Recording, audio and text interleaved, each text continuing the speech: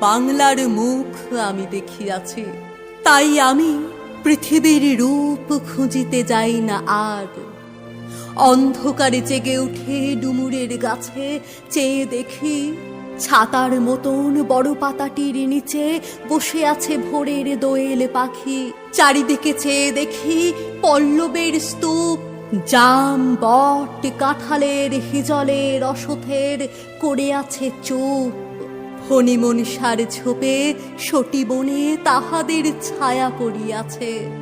মধুকর ডিঙা থেকে না জানি সে কবে চাঁদ চম্পার কাছে এমনই হিজল বট তমালের নীল ছায়া বাংলার অপরূপ রূপ দেখেছিল। বেহুলাও একদিন গাঙুরের জলে ভেলা নিয়ে, কৃষ্ণা দ্বাদশের জ্যোৎস্না যখন মরিয়া গেছে নদীর চড়ায়, সোনালি ধানের পাশে অসংখ্য অশ্বত্থ বট দেখেছিল হায়। শ্যামার নরম গান শুনেছিল।